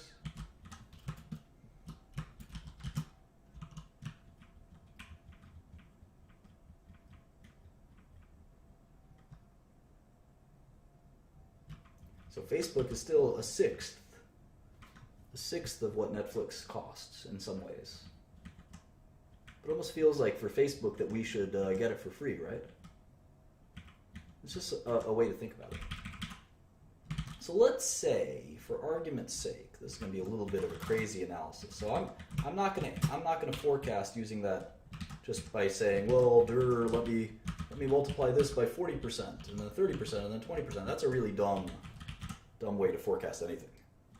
Let me instead say Facebook's not going to change a lot in average users. I think more or less that'll stay the same. More or less that'll stay the same.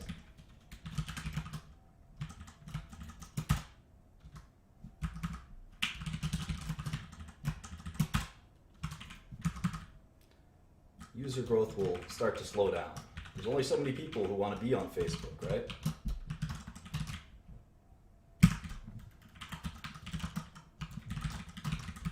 The ARPU, the average revenue per user, let's say that works its way up to the same amount that Netflix charges us per year. Remember, this is per year. This is times 4.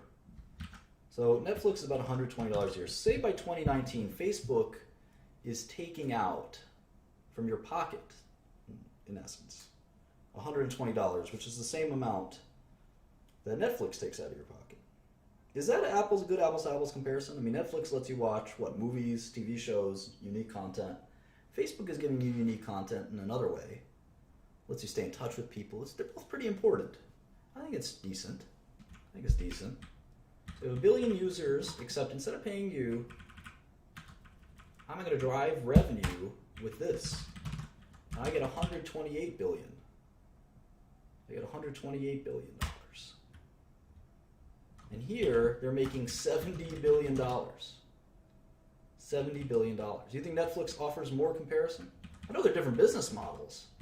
They're definitely different business models. But the question is, which is more valuable? It's not crazy. It's not crazy. So let's say that's the case. And then let's say it starts to decline because all good things come to an end.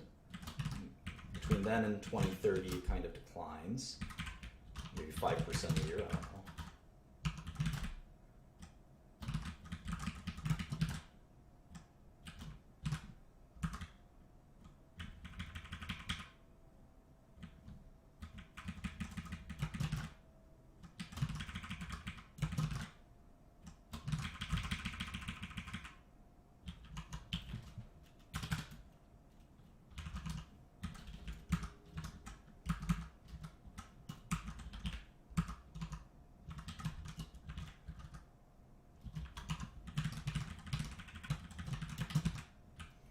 What the net present value of this is.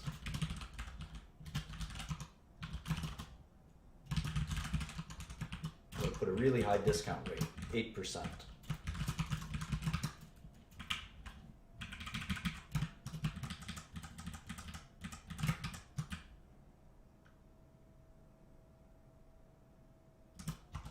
They're not going to charge users, but the point is they're monetizing the users.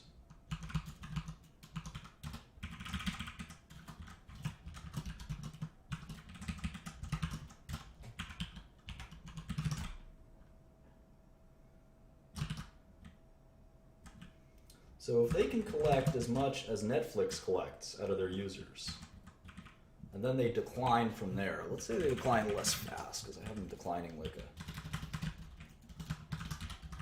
really fast. I'm going to say hold that for a while. Well, the value of Facebook would be 600 or 700 billion dollars, which is way more than their current share price. And I'm not including, of course, anything. It's about double their current share price. I'm not including anything for kind of Oculus. Maybe a little bit of WhatsApp is in here, like these users, do they include WhatsApp or not, and how much can they monetize their users?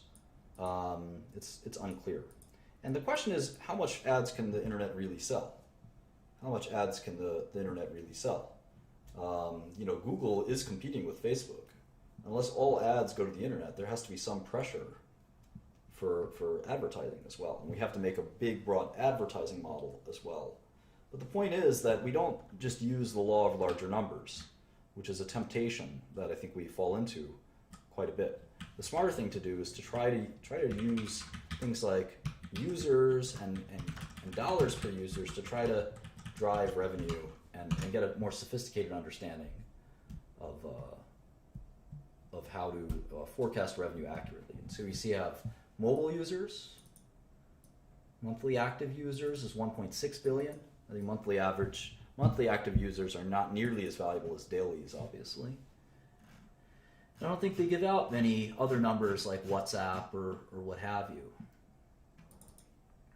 But it's still a pretty interesting way to kind of forecast. And again, this is the first time we take our revenue as a function of two other variables. In the past, we've taken revenue as a function of last year's revenue multiplied by some other number. So there's a lot more we can do here. And again, I don't know that they can get, let's say they get to half of where Netflix is at in terms of customer monetization. And then they grow with just plain old inflation. This is still a business that will grow quite a bit faster than where they're at. Or the stock is actually very cheap. So it's possible that Facebook is actually the cheapest stock of all, even though the EV to earnings is wildly higher. Look at the EV to earnings. The EV to earnings is 28 times. But if you look at 2017 earnings, it starts to look much more reasonable. It's only 19 times earnings. So Facebook might actually be the cheapest stock of them all. And revenue growth is not even close. It's 40% compared to 1%, 2% for these other guys. So it actually could be the cheapest stock of them all. I kind of like Facebook the most out of all of this. I like IBM, and Apple probably the least. So I like Microsoft and Facebook. I don't like Apple and IBM. But we'll do some stock picking later. We'll actually use some real money, and maybe we'll buy, $10,000 worth of each of these or something like that, and see if our portfolio does okay. Anyway, I've had a long day. I've taught back-to-back classes for the last 5 hours or so with a break in between. So I'm going to call it a night. I hope you learned something, and I'll plan out a nice lesson plan for our next lesson. So thank you so much for joining me. Talk to you all soon.